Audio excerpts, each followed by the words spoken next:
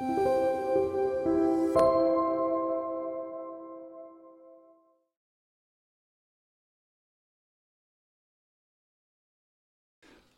추석 명절 잘 지내셨어요?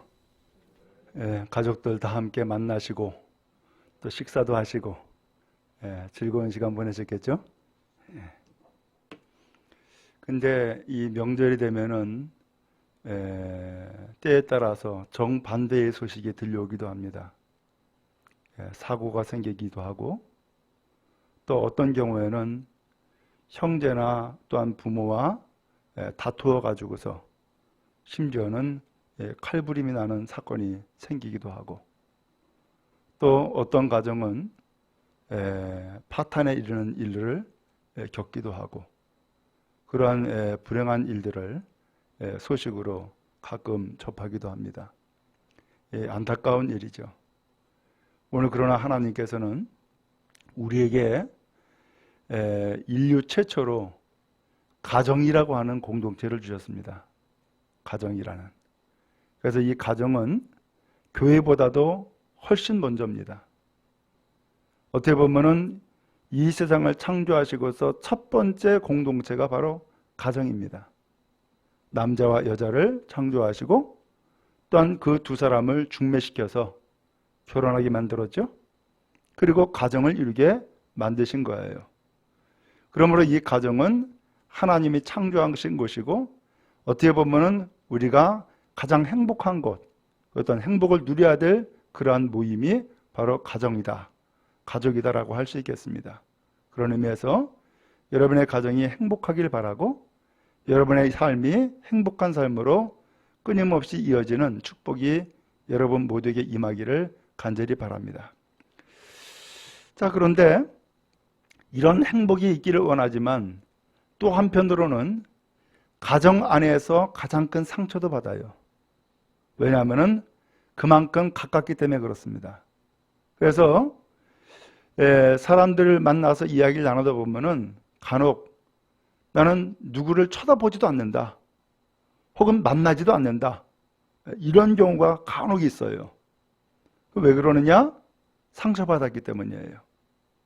그 상처는 대부분이 뭘로 오느냐? 말로 옵니다. 대부분이. 그래서 평생 동안 씻을 수 없는 말을 하는 거예요. 그 말은 입 밖에 나가면은 지워지지 않습니다. 또 그 말이 우리의 몸속에 들어가면은 이 몸속에서 빠져나오질 않습니다. 그만큼 말은 위력이 있습니다. 그것은 날카로운 칼입니다. 그것은 죽이기도 하고 또 반대로 살리기도 합니다. 오늘 그러한 상처를 받은 사람이 오늘 성경에 나오는 거예요. 그 사람이 누구냐? 바로 요셉이에요. 이 요셉이 17살이 되었는데 요셉의 가정은 좀 복잡합니다. 왜 복잡하냐? 어머니가 넷이에요. 어머니가 넷이니까는 얼마나 복잡하겠어. 근데 이 요셉을 낳은 어머니는 요셉 외에는 다른 형제가 없어요. 그리고 마지막에 동생 하나를 낳았는데 그 동생 낳다가 어머니 죽었어요. 그러다 보니까는 아버지는 또 이 요셉을 그렇게 사랑하는 거예요. 왜냐하면 요셉을 낳은 어머니를 사랑했거든요.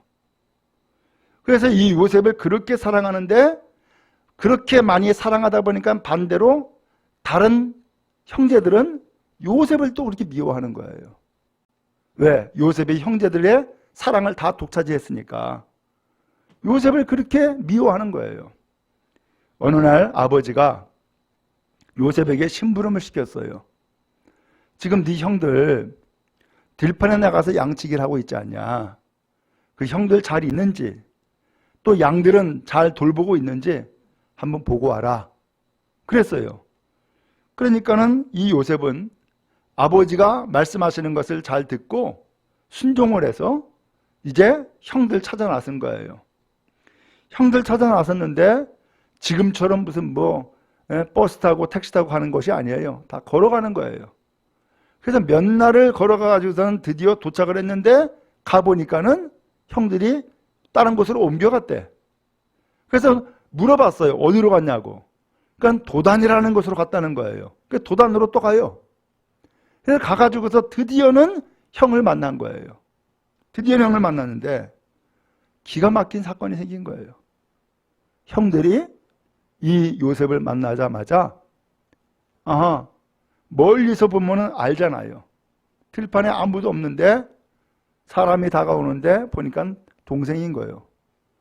왜냐하면 이 요셉은 그때까지도 형제들 가운데 유일하게 색동옷을 입혔어요. 그러니까 눈에 잘 띄지. 이 요셉이 오니까는 형들이 마음에 작정했던 것들을 이야기를 하는 거예요. 저놈 아버지의 사랑 다 독차지했어. 저놈 자기 꿈꿨다고, 자기가 우두머리라고 자랑했어. 또 형들이 다 엎드려 절한다고 그렇게 이야기했어. 있을 수 없는 일이야. 어떤 저런 놈이 있어. 저놈 잘 왔어. 저 죽여버릴까? 그래, 죽여버리자. 이렇게 말이 오가게 된 거예요. 그래서 이 요셉이 다가오니까는 그 구렁텅이에 이 요셉을 던져 놓은 거예요. 왜? 저 이제 죽이려고. 이 요셉은 형들 만나가지고서는 반가웠고, 그래가지고서는 형님들 하고서는 쫓아왔는데 세상에 형님들은 반대로 요셉을 죽이겠다고 구렁텅이에 던져놓은 거예요. 충격을 받죠. 그래서 이 요셉이 구렁텅이에 던져져 가지고서는 형님들한테 형님들 왜 그러냐고. 왜? 나는 형님들 반가웠는데 왜 형님들은 나를 이렇게 구렁텅이에 집어넣냐고. 왜 나를 죽이려고 그러냐고. 형님들 내가 뭐 잘못했으면 용서해 주시오. 그러면서 살려달라고 애원을 하죠. 근데 형님들은 아무런 반응을 보이질 않아요. 그러다가 어느 날 이스마엘 상인들이 지나가는 거예요. 그 형들 가운데에는 유다가 있는데 유다가 그렇잖아도 동생을 죽이는 것이 이게 마음에 걸리고 이게 이러면 안 된다 생각을 했는데 다들 죽이자 그러니까는 어쩔 수 없이 거기에 그냥 침묵하고 있었는데 때마침 상인이 지나가니까 한 가지 방안을 내놓은 거예요. 형제들아, 그것도 우리 피부치 아니냐? 저 막내 저 죽인들 무슨 유익이 있겠냐? 죽이지 말자. 차라리 저 이스마엘 상인들 지금 오고 있는데 팔아넘기자. 그러니까 이 형들도, 이 형제들도 그래, 그게 좋겠네. 그리고서는 이 요셉을 팔아넘긴 거예요. 소위 말하면 인신매매한 거예요. 누구한테? 형제들에 의해서. 그래서 이 요셉이 애굽이라고 하는 나라에 보디발이라고 하는 장군이 있는데 그 장군집에 노예로 팔려간 거예요. 기가 막힌 일이죠. 그게 17살 때 이루어진 일들이었어요. 그리고 나서 그 이후에 그 집안에서 그 사모의 그 모함에 빠져가지고서는 그 다음엔 또 감옥까지 가네. 기가 막히죠. 이거 억울한 일이죠. 근데 이 감옥에 가가지고서는 그렇게 상처받고 고통당하는데 오늘 이 요셉이 나중에는 그 감옥에서 하나님의 은혜를 받아가지고서 꿈 해몽을 잘하는 거예요. 어느 날 감옥에 그 애굽의 왕의 술 맡은 관원장, 그 다음에 떡 맡은 관원장이 감옥에 들어온 거예요. 그 관원장은 지금으로 표현하면은 청와대 비서실장이야. 이 비서실장 두 사람이 감옥에 들어온 거예요. 어느 날 꿈을 꿨어요. 똑같은 날 똑같은 꿈을 꿨는데 그 꿈을 도저히 해석할 방법이 없는 거예요. 그러니까 요셉에게 꿈 얘기를 해요. 요셉이 꿈 해몽은 하나님이 하시는 것이니까 나에게 한번 말해보시오 해가지고서는 꿈 이야기를 듣고 해몽을 해줘요. 근데 놀랍게도 해몽이 그대로 다 들어맞았어요. 한 사람은 죽고 한 사람은 석방돼 가지고서 다시 제자리로 돌아간 거예요. 근데 어느 날 그 임금이 또 꿈을 꿨는데 이 꿈을 해석할 자가 없는 거예요. 그래서 이 관원장이, 술 맡던 관원장이 내가 감옥에 있을 때에 이런 일이 있었습니다. 그래서 그 사람이 내 꿈을 해몽해 주었는데 그대로 맞았습니다. 그래? 그러면 그 사람 데려와라. 그렇게 해서 이 요셉을 감옥에서 끄집어내요. 그리고 왕 앞에 데려가는 거예요. 그래서 왕이 이제 이 요셉에게 자기가 꾼 꿈을 이야기를 하죠. 근데 놀랍게도 이 꿈을 또 해석을 하는 거예요. 해석이 그대로 들어맞아요. 그 꿈의 내용이 뭐냐면 7년 동안 큰 흉년이 있을 것이다 라는 것이고, 또 7년 동안 큰 풍년이 있을 거다 라고 하는 꿈이에요. 그래서 꿈대로 7년 동안 어마어마한 풍년이 들어요. 근데 이때에 요셉이 이 큰 풍년이 있은 난 후에 또 흉년은 앞에서 일어났던 그 풍년을 전부 다 갉아먹을 정도로 그 어마어마한 흉년이 들게 되니까 이건 대비를 해야 됩니다. 그러면서 대비책까지 이야기를 하는 거예요. 그러니까 임금이 이 이야기를 듣고서는 야, 이 사람 대단히 총명한 사람이구나. 그리고서는 이 사람을 꿈 해몽을 듣고서는 대비책을 듣고서는 이 사람을 총리로 세워요. 그래서 하루아침에 그 애굽 나라의 2인자가 되는 거예요. 자, 꿈대로 7년 동안 풍년이 됐어요. 그 곡식들을 다 싸놨어요. 7년 흉년을 대비하기 위해서 다 싸놨어요. 근데 그때에 이 요셉의 아버지 야곱은 그 가나안 땅에서 7년 동안은 잘 살았지만 이후에 7년 동안 기근이 들리니까 엄청난 문제가 생기잖아요. 어찌하든 그렇게 해서 이 요셉은 총리가 되었고, 그리고 총리가 된 이후에 쌀살아온 형제들을 만나가지고서 형제들을 애굽 나라에 다 먹고 살게 다 만들어줘요. 그런데 어느 날 아버지가 연세가 많이 들고 노쇠해서 세상을 떠나요. 그러니까 이 형들이 갑자기 염려가 생긴 거예요. 지금까지는 아버지가 살아계시니까 요셉이 우리를 죽이지 못하고 우리를 살려뒀는데 이제 아버지 돌아가셨으니까 우리를 죽이지 않을까? 라고 하는 염려에 빠지게 되어진 거예요. 우리 이런 염려에 빠지면서 15절에 이런 얘기를 해요. 요셉이 혹시 우리를 미워하여 우리가 그에게 한 모든 악을 다 갚지나 아니할까? 라고 염려를 하는 거예요. 그렇죠. 세상에 평생을 가도 지워질 수 없는 그 상처를 받았잖아요. 형들이 자기를 죽이려고 그랬어요. 다. 그러다가 나중엔 노예에 팔았어요. 그러면서 그의 인생은 정말로 비참하게 됐고 비극으로 인생을 살게 된 거예요. 그가 감옥에 갈 일이 뭐가 있었겠으며, 그가 아버지 앞에 사랑받던 아들이 노예가 될 일이 뭐가 있었겠어요. 그런데 형들에 의해서 결국은 죽으려고 그랬고 죽일 뻔했고, 그 다음에 노예로 팔렸고, 그 다음에 또 감옥 갔고, 얼마나 큰 상처예요. 오늘 이 요셉은 이렇게 17살부터 그리고서는 상처를 크게 받고 자라난 인생이 되었던 거예요. 오늘 여러분은 여러분의 인생에 되돌이켜 볼 때에 혹시 상처가 있었습니까? 그것도 가장 가까운 사람에게. 그러면서 이 상처가 지워지질 않고 잊혀지질 않는 그런 일이 혹시 있습니까? 요셉은 정말로 똑똑하고 총명한 사람이지만 또한 지금은 총리가 되어서 세상의 권력을 거머쥔 그런 사람이었지만은 그의 어린 시절을 되돌아보면은 그것도 감당할 수 없는 큰 상처를 받고 살아왔던 인생이었다는 것을 알 수 있어요. 오늘 이러한 인생에 이제 또 한 번의 문제가 생긴 거예요. 아버지는 세상 떠났죠? 그렇게 나를 사랑하고 나를 이뻐했던 아버지.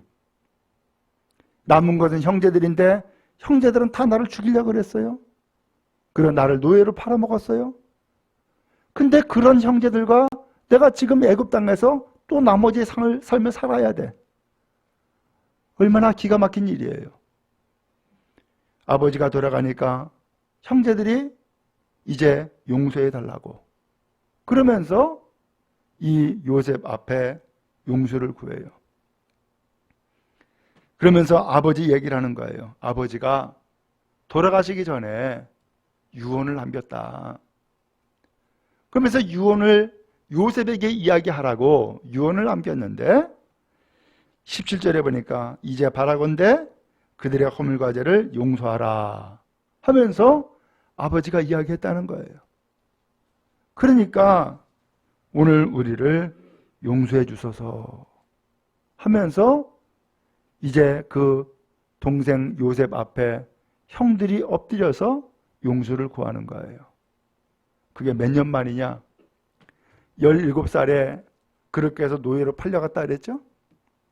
30살에 총리가 됐어요. 그리고 7년 흉년이 있었죠? 그러면 어떻게 되는 거예요? 그 기간만 해도 45살쯤 됐네요. 그리고 나서 흉년이 들었죠? 그리고서는 아버지가 돌아갔죠. 그러니까는 거반 한 50살 내외가 되지 않았을까? 그렇게 짐작할 수 있어요. 세상에 수십 년 만에 형들이 이제 용서해달라고 용서를 구하는 거예요. 오늘 여러분이 혹시 살아가면서 용서를 구한 적이 있습니까? 혹은 나는 이것을 꼭 용서받고 싶어 해서 용서받은 적이 있습니까? 용서는 참으로 위대한 것입니다. 저는 목회하면서 그런 일들을 경험해 봤어요. 죽어가는데 눈을 못 감는 거야. 왜? 용서하지 못해서. 용서받지 못해서 눈을 못 감는 거예요. 이건 인생의 참 비극이에요. 우리의 삶이 생명이 있을 동안에는 돈을 추구하고 권력을 추구하고 지식 추구하고 명예 추구하고 살기 바빠요. 그러면서 때에 따라서는 상처도 주고 상처도 받아요. 근데 그러한 삶은 내가 추구하는 것에 묻혀가지고서 뒤돌아볼 여력이 없어. 난 돈 벌기 바쁘다는 거예요. 나는 내가 추구하는 권력과 명예를 위해서 그것 좀은 희생해야 된다고 생각하는 거예요. 근데 돈도 가져봤고 명예도 가져봤고 권력도 가져봤어요. 그리고서 이제는 세상을 떠난 날에 가까이 왔어요. 그러면서 인생을 되돌아보는 거예요. 근데 그때는 늦는 경우가 많죠. 오늘 우리의 삶에 마지막에 해야 될 일이 있습니다. 혹은 마지막까지 반드시 해결해야 될 일이 있는 거예요. 그것은 다른 것이 아니라 용서예요. 용서하는 것이고 용서받는 거예요. 그래야만 후회가 없어요. 나는 절대 용서 못해. 그런 말은 해서는 안 돼요. 어떻게 보면 용서 못할 일 사실 없어요. 왜? 우리가 이미 용서를 받은 사람이기 때문이에요. 우리는 죄를 지어서 죽을 수밖에 없어요. 근데 예수님이 이 세상에 오셔서 우리의 죄를 다 짊어졌잖아요. 그리고 오늘 우리의 죄를 다 갚기 위해서 십자가에 죽으셨잖아요. 예수님은 우리를 용서해 주셨어요. 그리고 오늘 우리를 사랑해 주셨어요. 그렇기 때문에 그 목숨을 다한 그 용서, 목숨을 다한 사랑을 이미 받았기 때문에 우리가 사실 용서 못할 일은 없다라는 거예요. 왜? 이미 용서를 받았으니까. 사랑할 줄 아는 사람은 사랑받은 사람이에요. 용서할 줄 아는 사람은 용서받은 사람이에요. 사랑받은 사람이 사랑할 줄 알고 용서받은 사람이 용서할 줄 아는 거예요. 근데 세상은 잘 몰라요. 사랑한다라고 하는 것은 그냥 쾌락 혹은 육체, 이것을 탐하는 것을 생각을 하고 착각을 해요. 그거 아닙니다.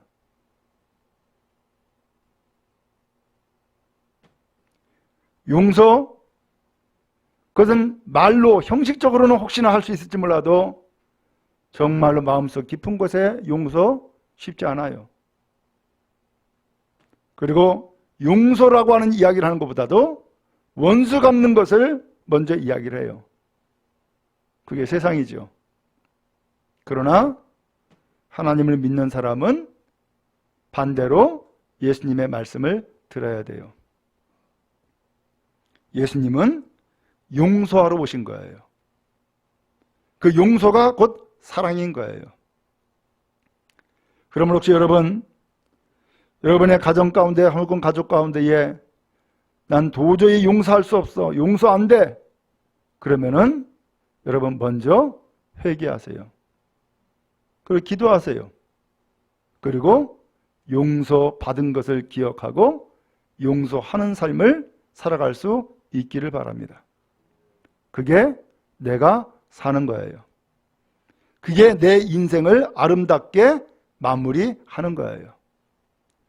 예수님도 이 세상에 오셔서 병도 고치고 능력도 행하고 복음을 전하고 우리에게 정말로 필요한 것은 다 말씀하셨죠. 다 행하셨죠. 그런데 마지막에 행한 것이 하이라이트예요. 그게 뭐예요? 십자가 달려 죽으신 것이고 오늘 우리의 모든 죄를 다 갚아주신 것이고 그래서 용서하신 거예요. 그 일을 하시고서 예수님은 십자가상에서 한마디 외친 말씀이 있어요. 다 이루었다 라고 했어요. 오늘 우리도 인생의 삶을 다 해야죠. 오늘 우리가 살아가야 될 삶의 그 이유를 다 살아야 되지 않겠어요? 그 삶의 이유, 다 사는 삶, 그 삶이 뭐예요? 바로 사랑이고요. 그 사랑의 구체적인 실천은 다른 것이 아니라 용서인 거예요. 용서로 오늘 여러분의 삶을 아름답게 열매 맺는 복된 인생 다 될 수 있기를 간절히 바랍니다. 예수님이 제자들의 발을 씻겼어요. 처음에는 제자들이 왜 나에게 발을 씻기냐고 거절을 했지만 이미 목욕한 사람은 발만 씻으면 된다라고 하면서 발 씻겨줬어요. 그러면서 예수님이 마지막에 이런 얘기를 해요. 내가 주와 선생이 되어서 너희의 발을 씻겼다. 그러니 너희도 서로 발을 씻겨주는 것이 옳다라고 말씀하셨어요. 그 발 씻겨주는 게 뭐예요? 용서하라는 거예요. 용서.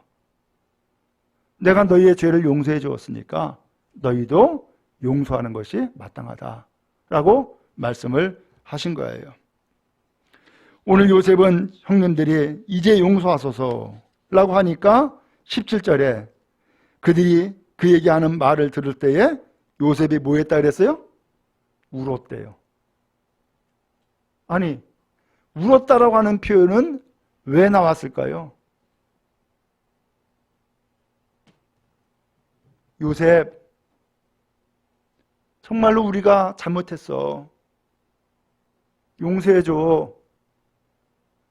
그러면서 그 요셉 앞에 무릎 꿇었을 때에 이 요셉은 그 말 듣고 울었다는 거예요. 그 눈물은 왜 나오는 거예요? 어쩌면 이 요셉이 지난 수십 년 동안에 꼭 듣고 싶었던 이야기인 거죠. 내가 거두어가지고서 요셉에서, 이 애굽에서 이제는 잘 먹고 잘 살게 되었고 돌봄과 보호를 받고 살아가고 있는 이 형제들에게 이 요셉은 꼭 듣고 싶었던 그 말이 바로 이거였던 거예요. 용서해 주세요. 근데 그렇게 기다리고 기다렸는데 드디어는 이 형제들이 요셉에게 용서해 달라는 이야기를 드디어 하네요. 그랬더니 요셉은 용서한다, 용서 안 한다 그 말할 필요도 없이 눈물을 쏟는 거예요. 이건 뭐예요? 이미 요셉은 용서했어요. 그렇지만 그 용서해달라는 이야기를 꼭 듣고 싶었던 거예요. 드디어는 들었어요. 그리고 눈물이 나왔어요. 다 해결된 거예요. 오늘 그러므로 여러분, 우리의 삶은 마지막에 용서와 사랑으로 마무리가 돼야 돼요.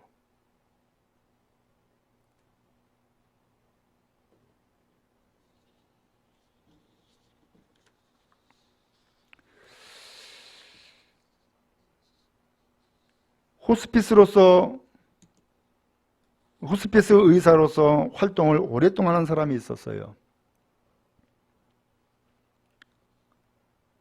그러면서 수많은 환자들을 봤죠. 그들의 이야기를 들었어요. 그리고서는 죽음을 앞두고서 많은 사람들이 이야기하는 것들을 종합적으로 쭉 검토를 해보니까 7가지를 정리할 수 있었던 거예요. 그래서 죽기 전에 깨달은 7가지. 첫 번째가 죽을 만큼 마음껏 사랑할 걸. 그 사랑을 다 못했다는 거예요. 두 번째가 조금만 더 일찍 용서할 걸. 세 번째가 걱정은 내려놓고 행복을 만끽할 걸. 내가 뭘 이렇게 걱정을 많이 했나. 행복하게 살았어야 되는데. 네 번째로는 마음을 열고 포용할 것. 내가 왜 이렇게 옹졸하게 살았나? 내가 이렇게 마음을 이렇게 닫아놨나? 인생 아무것도 아닌데 라는 거죠. 다섯 번째, 한 번뿐인 인생 열정적으로 살아볼 걸. 내가 열정을 다 못했네 라는 후회죠. 여섯 번째, 아둥바둥하지 말고 여유 갖고 살 걸. 마지막 7번째, 있는 그대로 감사하며 살 걸.